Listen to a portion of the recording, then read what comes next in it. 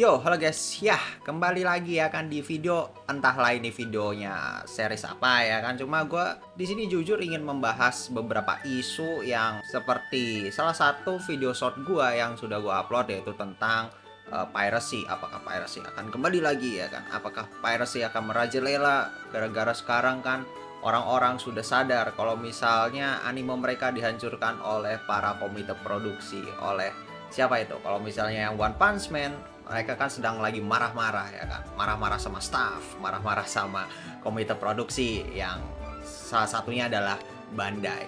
Nah, di sini gue ingin kayak bahas aja gitu loh, pandangan gue tentang hal ini. Apakah gara-gara itu kita jadi melegalkan pembajakan? Kalau misalnya kau nanya aku, sebenarnya kalau secara etika dan moral, pembajakan itu nggak baik. Kalian kalau misalnya ada duit, langganan silahkan gitu. Cuma kalau misalnya kalian memang nggak suka nih aku, masa perusahaan kayak Bandai gitu untung tapi animeku jelek jadinya. Nah, mungkin kalian akan memilih yang namanya jalur bajakan. Itu mungkin salah satu alasannya ya kan. Kedua, mungkin kalian tidak punya duit. Ini yang paling utama nih sebenarnya, nggak punya duit. Makanya kalian mencari bajakan. Yang ketiga adalah platform-platform streaming ini agak kurang ajar. Kenapa gue bilang kurang ajar? Ini nggak cuma Netflix, nggak cuma Crunchyroll, nggak cuma Beastation, nggak cuma, pokoknya semua platform streaming itu agak kurang ajar. Kenapa? Karena mereka itu tidak lengkap. Coba deh kalian perhatian. Kalian kalau misalnya mau nonton anime A, anime B, ternyata yang anime A ada di Netflix, yang anime B ada di Beastation. Masa kalian harus langganan double ya kan? Itu adalah salah satu hal yang cukup menyebalkan. Jujur itu menyebalkan ya. Dan kenapa kita nggak bisa seperti platform streaming musik gitu, seperti Apple Music, YouTube Music, atau mungkin Spotify, yang setidaknya hampir 80% library-nya itu lengkap. Jadi kita sudah langganan satu, setidaknya musik yang populer, musik yang kita suka, atau artis-artis yang lumayan terkenal pasti ada. Jadi gue agak heran gitu sama kebijakan-kebijakan streaming tapi seriesnya terpecah-pecah gitu. Gue mau nonton anime A ada di streaming A, anime B ada di streaming B. Itu memang untuk beberapa orang agak kurang ajar. Dan ini bukan gue yang bilang loh, ini yang bilang itu orang barat ya kan, yang biasanya mereka memang kadang suka legal, kadang suka nggak legal ya kan. Cuma kan orang barat kan biasanya lebih apa ya, lebih empatinya itu lebih tinggi gitu loh. Maksudnya mereka ya rela bayar gitu loh demi kesenangannya mereka dibanding dengan kita ini. Nah, biasanya kan kayak gitu. Nah, orang barat saja, terutama orang Eropa atau mungkin Amerika, mereka tuh bilang, anjing ini platform streaming makin kapitalis saja, kurang ajar, gue mau bajakan aja lah lagi ya. Mereka sekarang trennya seperti itu. Jujur menurut gue ya, mau ada bajakan mau enggak, kayaknya untuk secara market platform streaming itu tidak akan terganggu gitu. Kenapa? Karena menurut gua lisensor ini jangan nutup platform streamingnya, tapi bikin platform streamingnya itu jadi bagus ya kan, jadi lengkap. Contoh deh kayak platform streaming musik, atau mungkin yang paling umum deh, yang paling gede, yaitu platform stream. Platform stream itu kan game-nya paling lengkap, library paling lengkap, diskon ya kan. Coba kalau misalnya platform streaming ini ikutin langkah-langkah kayak Steam, kayak platform musik ya kan, pasti yang protes itu dikit. Menurut gue kalau misalnya nanti ada yang nggak goreng kayak misalnya JID kayak halaman tetangga kayak gue telan udah sendiri, gue bilang jujur kan tiap hari kita berkembang ya, pasti gara-gara A jadi B ya gitu. Ada sebab ada akibat. Jadi gue kenapa mikirnya kayak gini, sejujurnya ya gue dari dulu tuh walaupun gue nyaranin platform streaming legal, tapi gue ya tetap aja gitu nonton di platform streaming ilegal. Sebenarnya gue nggak nonton sih, tapi ngedownload dari server-server ilegal lah istilahnya. Jadi gue nggak 100% mendukung yang namanya legal juga gitu loh. Ini untuk alasan ke customernya ya, ke customer, bukan ke kayak ke studio animasi kayak studio film kayak belum. Ini gue masih bahas dari sisi mata customernya, karena pasti kan kalian ngerasa kayak gitu, anjing gue mau nonton anime B kagak ada. Nah itu yang diresahkan. Mungkin kita rela gitu bayar kayak 50.000 sebulan, 100.000 ya kan. Tapi kalau nggak lengkap gimana? Kita sudah langganan, anjing ternyata pas gue udah langganan ternyata filmnya nggak ada gitu kan. Kita pas mau lihat daftar film premiumnya harus premium dulu kan, kurang ajar itu namanya ya kan, kapitalis. Makanya mereka sekarang beralih lagi ke media bajakan. Apalagi sekarang media bajakan itu sudah advance sekali. Gua jujur ya, gara-gara mempelajari yang namanya komputer, teknologi, itu gue langsung terbuka gitu aksesnya ke semua-semuanya. Ternyata bajakan sekarang itu sudah kayak Netflix, sudah kayak platform-platform streaming lainnya gitu, sudah mudah. Nggak usah kita mencet iklan judul lagi, nggak usah. Kita benar-benar nggak usah mengunjungi websitenya, biarkan komputer kita yang mencari menggunakan teknologi yang namanya bot, ya kan, robot. Sekarang literally lu mau download nggak usah lu manual, ada botnya anjing, ya kan, sialan emang. Makanya nih dari sisi customer ini adalah salah satu terobosan yang luar biasa, ya kan, luar biasa teknologi ya, kita tinggal suruh aja bot, kamu bot sana cariin anime saya, ya kan, langsung dicariin. Itu adalah teknologi yang menurut gua adalah suatu, kok bisa orang rela buat program kayak gitu, open source lagi programnya, tidak ada bayar-bayaran, ya kan, asal lu tahu yang namanya Docker udah bisa jalanin. Gila nggak tuh, ada Docker, ada komputer nganggur, surga sekali, ya kan. Coba deh nanti gua SS gitu, komputer gua yang jadiin server NAS, dijadiin server home lab gitu. Nah inilah fotonya, ya kan. Pokoknya seperti itu. Nah ini adalah penampakan yang gue suka pamerin. Bang itu nonton di mana nih, di PC gue anjing, ya kan. Ini dari sisi customer gitu. Sekarang kita mungkin akan sedikit ke kacamata bisnis.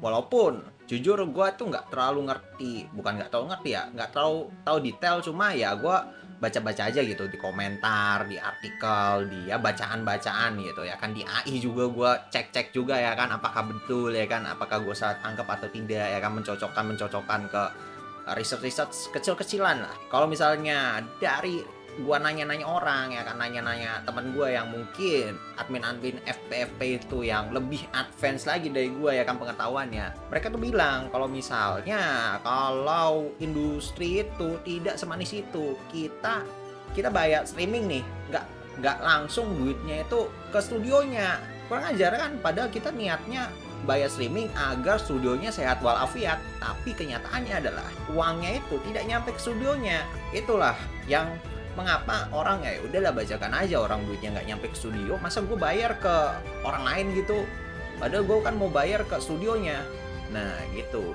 Jadi kalau di anime ini ada yang namanya komite produksi. Nah komite produksi itu apa bang? Apa, ya kan, komite produksi itu istilahnya adalah pemegang modal. Siapa yang modalin anime? Komite produksi inilah yang modalin duit, yang nargetin waktu, ya kan, kayak klien lah, istilah klien tapi corporate, ya, klien tapi corporate, yang tujuan mereka adalah mendapatkan keuntungan secepat-cepatnya, sebanyak-banyaknya. Memang kurang ajar visi misi mereka, cuma ini adalah kenyataan pahit dalam dunia corporate atau perusahaan, karena hampir semua perusahaan itu bukan badan amal, mereka itu adalah bisnis. Jadi kau kasih duit, aku kasih barang gitu, ya kan. Kita kan bukan company amal gitu. Jadi ngapain kita mikirin kayak sumbangan ke fan-fan gitu, ya kan. Isi pikiran mereka mungkin seperti itu. Permasalahannya sekarang adalah dalam kasus di season ini adalah salah satu anime yang kayaknya agak mengenaskan, yaitu adalah OPM. Awalnya OPM season 3 kita nyalahin studionya, jadi staff, tapi ada beberapa orang yang bersuara, wah ini salahnya Bandai ini, dia ngasih modal kecil, tenggak baru kecil. Sejujurnya gue jujur ya nggak terlalu setuju kalau misalnya modalnya itu, budgetnya itu kecil. Kenapa gue kurang setuju? Gue lebih masuk akal kalau misalnya komite produksi ini ngasih tenggat yang kecil, yang pendek gitu, bukan budget yang kecil. Budgetnya sesuai, cuma waktu pengerjaan mereka itu benar-benar kecil. Kenapa gue bisa ambil kesimpulan waktu mereka, deadline mereka itu mepet? Karena GZ Staff sendiri tahun kemarin menggarap 10 anime. 10 anime itu bukan angka yang kecil. Kenapa gue bilang bukan angka yang kecil? Karena studio normalnya adalah satu musim satu anime. Jadi ya sebego-begonya 5 anime per tahun lah. Ini GZ Staff season kemarin hampir 10 anime. Dan 3 animenya delay. Yang artinya apa? Mereka kehabisan resource. Mereka kehabisan tenaga kerja, pegawai, animatornya sudah sudah mokat lah itu kayak MAPPA ya kan. Padahal kalau menurut gua ya, sekarang MAPPA itu lebih baik daripada studio-studio lainnya. Walaupun isunya kan, pasti goreng kalau misalnya overwork ini MAPPA. Tapi menurut gua, setelah mereka JJK itu, mereka sudah mulai life balance lah setidaknya ya kan. Gara-gara habis JJK. Nah, sekarang kan mereka garap Chainsaw Man bener-bener mereka tuh sepenuh hati gitu. Tenggatnya santai, terus durasi film kan nggak sepanjang anime. Jadi mereka bisa memaksimalkan potensi mereka. Apalagi yang staff-staffnya itu adalah staff-staff overpower ya kan kata orang-orang. Beda sama OPM ini ya, walaupun gue tidak ingin menyalahkan staff-staffnya gitu. Staff-staffnya juga dibayar. Tapi kita ya nggak apa-apa sih nyalain staff. Toh mereka kan sudah digaji gitu untuk melakukan hal tersebut. Tapi yang jeleknya adalah orang-orang tuh nge-headnya itu bener-bener langsung personal anjing ya kan, bukan hasil kerjanya tapi orangnya langsung yang di head. Kalau misalnya nyalain ya anjing ini siapa sih yang bikin ya kan, paling gue gitu doang udah clear gitu masalah ya kan. Kalau misalnya ya udahlah, jujur ya, karena hal tersebut orang-orang yang tadinya nge-head G-Staff sekarang nge-head yang namanya Bandai Namco. Dan menurut gue lu nge-head Bandai Namco secara keseluruhan itu salah juga. Kenapa gue bisa bilang salah? Karena Bandai Namco itu kan punya beberapa sub perusahaan. Nah, ini pertanyaannya adalah siapa sub perusahaan dari Bandai ini yang modalin OPM gitu loh. Cuma kalau misalnya kita lihat dari company profile mereka itu punya divisi buat animasi dan film, yaitu Bandai Namco Filmworks dan sub perusahaan lainnya lah, tapi yang utama itu ada Bandai Music Filmworks. Nah, pertanyaannya adalah apakah Bandai Filmworks ini yang mengurus OPM ini ya kan, anime-animenya? Karena kan ada juga yang bilang wah ini Bandai kerjaan bikin figur, bikin mainan tuh mulu ya kan. Ya kan mereka kan punya beberapa divisi anjing ya kan, lu nggak bisa menyamaratakan antara divisi A dengan divisi B. Kenapa gue bisa bilang kayak gitu? Karena terkadang divisi A sama divisi B ini tidak berhubungan. Kenapa gue bisa bilang tidak berhubungan?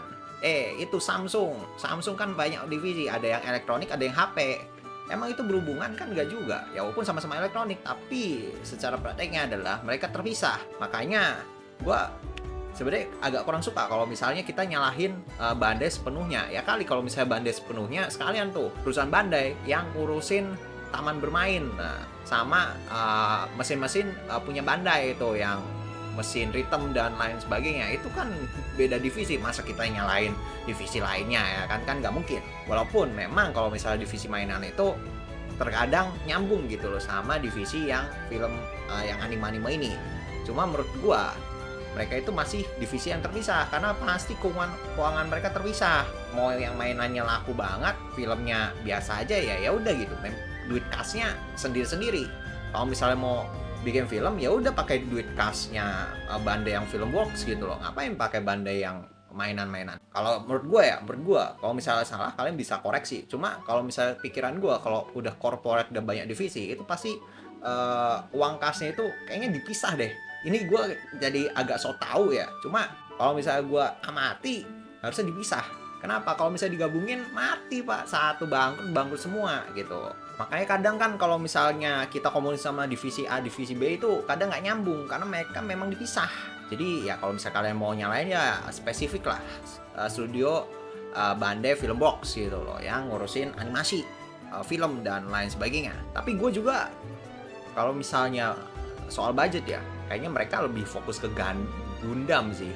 Karena jujur ya anime Gundam pun kayaknya walaupun animenya bagus ya kan. Jujur ya kalau misalnya kalian nanya Bandai itu kan spesialis Gundam. Kalau nggak Gundam ya Love Live, kalau nggak Love Live ya Idolmaster lah. Mereka itu fokus ke 3 IP itu daripada IP-IP yang lain. Tapi gue juga kadang nggak setuju gitu karena di season kemarin, di tahun kemarin Bandai Filmworks ini mereka garap anime di produser ini tuh bagus loh. Kayak Mebashi Witches itu animasinya lumayan loh. Untuk CGI-nya, untuk desain karakternya, konsistensi animasinya itu bagus. Terus ada anime Wistoria gitu. Wistoria juga kan bagus itu animasinya, tidak jelek. Nah pertanyaannya ini jangan-jangan untuk secara budget nih cukup ya kan? Secara budget cukup, cuma secara deadline ini agak kurang ajar. Apalagi G-Staff itu habis garap 10 anime loh, 10 anime. 10 anime itu bukan anime yang dikit, itu anime yang banyak. Sebenarnya kalau mau nyalain G-Staff ya kasihan, kalau mau nyalain Bandai ya nggak bisa nyalain sepenuhnya gitu. Cuma kalau misalnya kita berpikir kenapa G-Staff nggak nolak tawaran tersebut, menurut gua ditakutkan G-Staff ini jadi nggak dapat tawaran lagi gara-gara nolak proyekan-proyekan ini. Jadi kan kesannya jelek.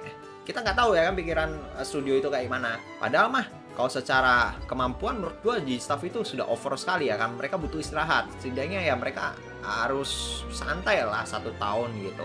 Ya kalaupun harus rilis anime ya 1 tahun sekali gitu. Gila kan. Padahal ini udah akhir tahun loh. Tapi mereka masih ini ya kan. Masih kewalahan. Kayaknya OPM itu harusnya besok deh, awal tahun tuh baru deh agak bagusan dikit. Kayaknya untuk tahun-tahun ini kurang bagus lah itu OPM ya kan, kasihan. Nah itu adalah opini gue ya kan tentang kayaknya makin tidak benar ya kan. Apalagi kalau misalnya gue lihat nonton 3 video ini ya kan, nanti gue tampilin lah 3 video referensi gue itu. 3 video itu lumayan bagus loh mereka bahas ya, walaupun ya kesimpulannya sama gitu, si corporate ini bajingan. Nah udah gitu aja. Di video depan gue mau cerita aja sih tentang tools apa saja atau aplikasi apa saja yang gue pakai untuk menghosting anime bajakan gue. Jujur ini gue pamer anjing ya kan, pamer, cuma setidaknya kalian tahu kalau misalnya gue tidak sepenuhnya legal, tapi kalaupun ada legalnya dan kalian mampu, gue sarankan untuk ke yang legal dulu ya kan. Gue selalu menyarankan ke legal dulu gitu. Cuma kalau kalian pun terpaksa bajakan, kalian jangan bayar anjing bajakannya. Bajakan bayar anjing ya kan. Gue kayak nggak habis pikir gitu. Iya sih untuk beberapa anime itu tidak bisa ditemukan, cuma kayak nggak rela aja sih. Kecuali mereka garap subnya sendiri. Sudah bajakan bayar, subnya nyolong, kan kurang ajar. Jujur gue lebih kasihan sama penerjemahnya, sub fansub itulah, daripada penyedia layanan streaming ini. Agak kurang ajar soalnya ya kan. Ya mungkin segitu aja lah ya, marah-marah gua. Udah 20 menit.